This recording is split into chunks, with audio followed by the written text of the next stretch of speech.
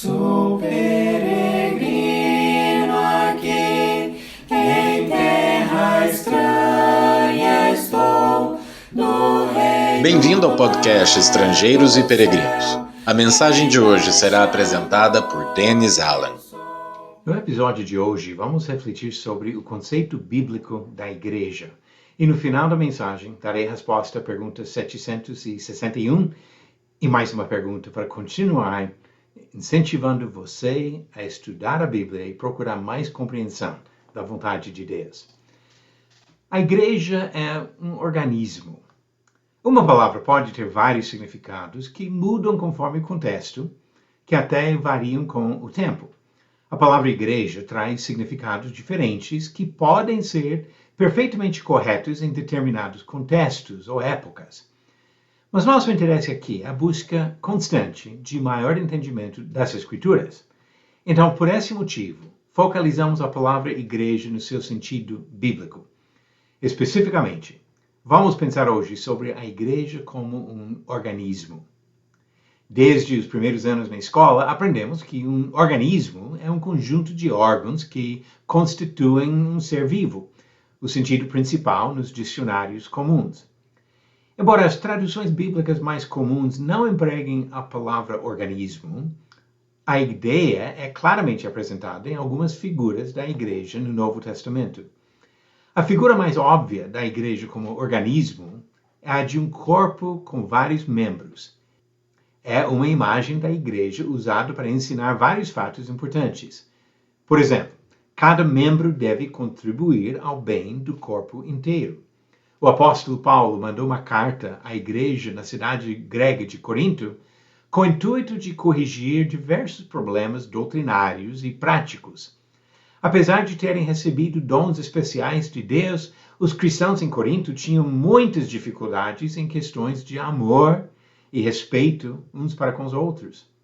Entre outros assuntos, Paulo falou de problemas de partidos e brigas, de processos legais entre irmãos e de abusos de supostas liberdades, a ponto de prejudicar a vida espiritual dos irmãos.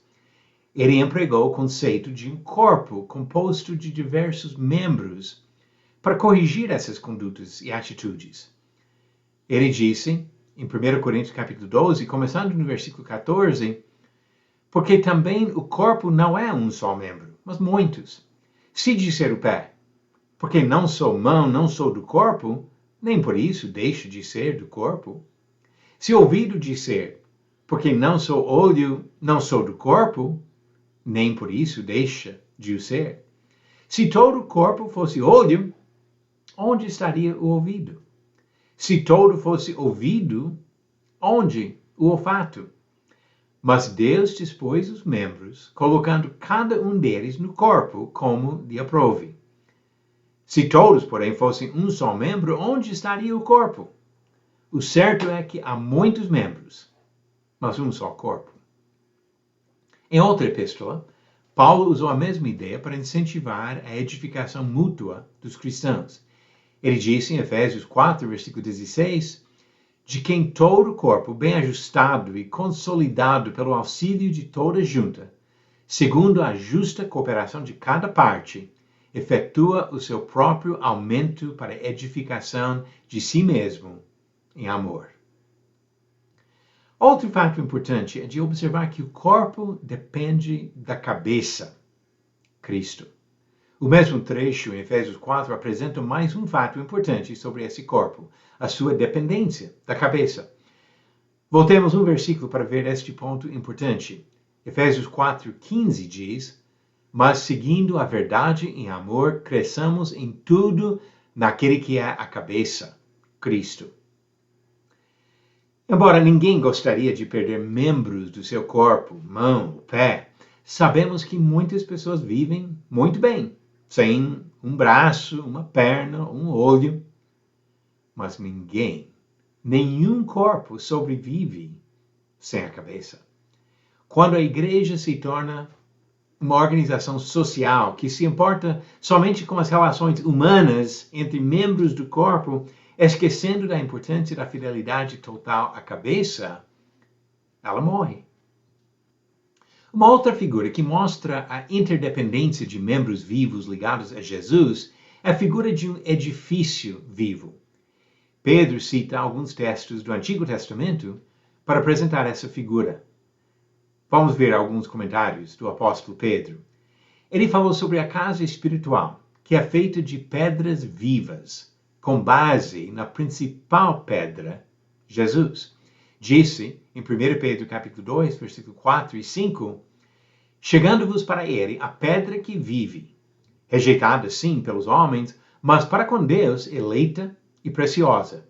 Também vós mesmos, como pedras que vivem, sois edificados casa espiritual, para serdes sacerdócio santo, a fim de oferecerdes sacrifícios espirituais agradáveis a Deus, por intermédio de Jesus Cristo. Mesmo quando Pedro fala da igreja como um edifício, ele não pensa em alguma estrutura sem vida. A principal pedra é Jesus, e ele está vivo.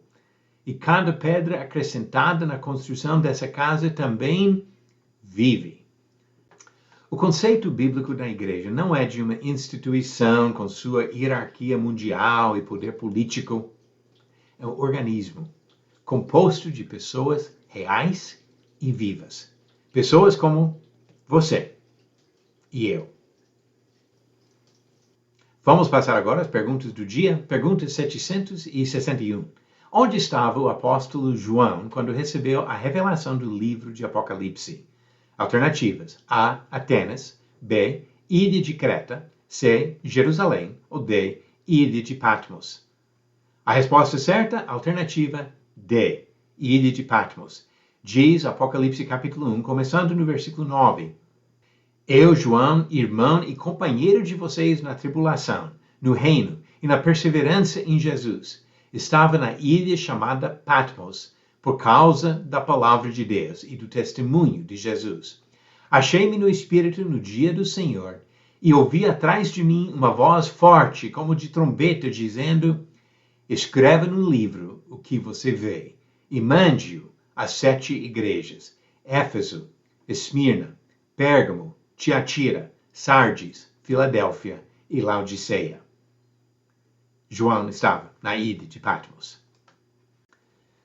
E a nova pergunta do dia: organize os nomes dos seguintes personagens na ordem cronológica. A. Escriba Esdras. B. Rei Roboão. C. Juiz Samuel. E D. Profeta Daniel. Verifique sua resposta no final do próximo episódio de Estrangeiros e Peregrinos. O conceito bíblico da igreja é de um organismo, onde cada membro contribui sua parte, mas todos os membros dependem completamente da cabeça, Jesus Cristo. Obrigado por nos acompanhar nessa jornada pelas Escrituras. Volte amanhã para ouvir mais uma mensagem do podcast Estrangeiros e Peregrinos. Seguimos pelo mundo a viajar.